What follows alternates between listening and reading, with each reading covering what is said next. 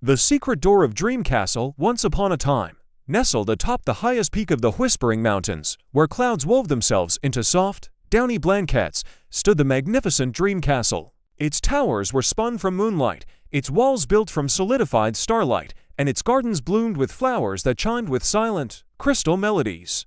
The castle belonged to Princess Aurelia, a girl with hair like spun gold and eyes the color of a summer sky. She was kind, curious, and possessed a spirit as bright as the castle she called home. For as long as she could remember, Aurelia had explored every nook and cranny of her wondrous home. She knew the Whispering Gallery where secrets danced on the breeze, the grand library where books flew to your hand upon request, and the observatory where you could touch the constellations. Yet, there was one place she had never been, one mystery that remained unsolved, a small, unassuming door tucked away behind a tapestry in the oldest wing of the castle. The door was made of ancient, dark wood, with no handle, no keyhole, and no hinges visible to the eye.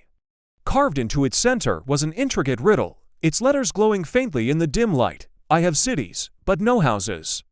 I have mountains, but no trees. I have water, but no fish. What am I?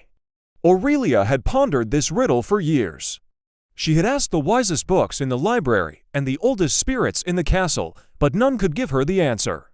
The door remained sealed, a silent challenge to her curious heart. One evening, as a gentle rain pattered against the stained glass windows, Aurelia sat before the door once more, tracing the glowing letters with her finger.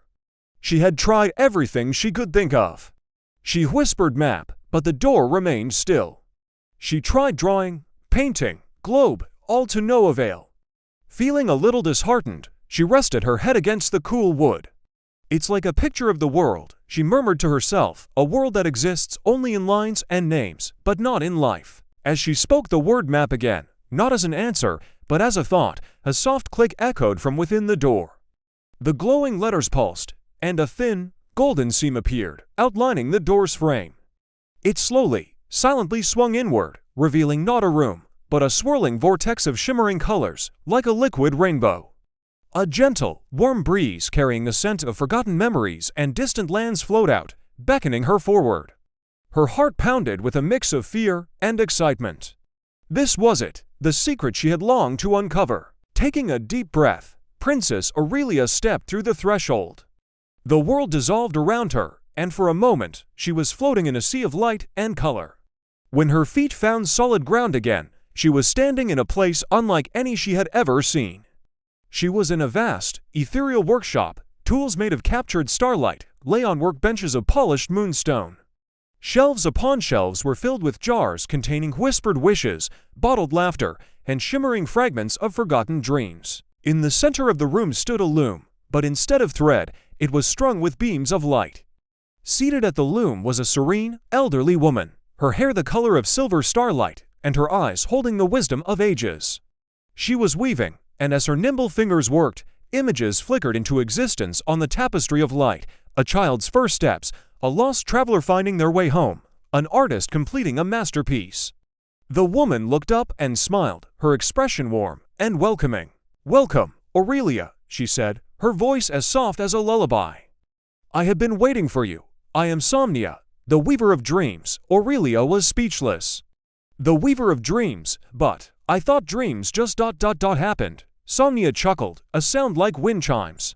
In a way, they do. They are born from the hopes, fears, and memories of every living soul.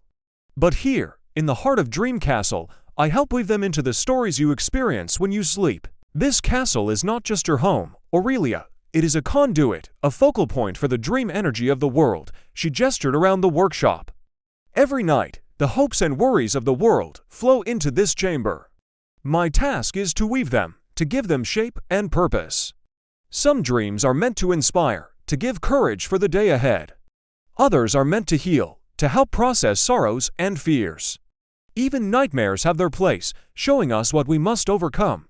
Aurelia walked through the workshop, her eyes wide with wonder. She saw a jar labeled "A Baker's Hope for the Perfect Loaf," and inside, a tiny, glowing ball of dough was rising. She saw another labeled "A Child's Fear of the Dark," and within it, a tiny, trembling shadow cowered from a speck of light. "Why did the door finally open for me?" Aurelia asked, returning to the loom. The riddle was a test not of knowledge, but of understanding. Somnia explained. You had to see beyond the literal. A map is a representation, a guide, a story of a place without being the place itself. Much like a dream, you understood the essence of it, and so, the way was opened. You are part of this magic, Aurelia. Your pure heart and endless curiosity are what power the castle and, in turn, this loom. Somnia gestured to an empty stool beside her. Your journey is not just to be a princess of a physical castle, but a guardian of the dreams within it. It is time for you to learn. And so, Aurelia's education truly began. Night after night, she would slip through the secret door and sit beside Somnia. She learned to handle the threads of light, to distinguish the vibrant colors of joy from the deep indigos of sorrow. She learned how to weave a thread of courage into the dream of a knight facing a dragon, and how to add a splash of comfort to a child's lonely dream. One night, Somnia showed her a particularly tangled skein of threads, dark and chaotic. This belongs to a young artist in the village below, she said softly. He has lost his inspiration. His dreams are filled with blank canvases and broken brushes. He is close to giving up. Aurelia looked at the tangled mess, her heart aching for the unknown artist. She remembered the vibrant colors she had seen in her own dreams, the soaring feeling of flight, the beauty of the chiming flowers in her garden. Carefully, she selected a thread of shimmering gold, the color of a sunrise. She took a sliver of crystal melody from a floweress dream and a whisper of wonder from a child's first sight of the stars. With gentle hands, she began to weave them into the artist's dark dream. She didn't create a masterpiece for him. Instead, she wove a simple, beautiful dream.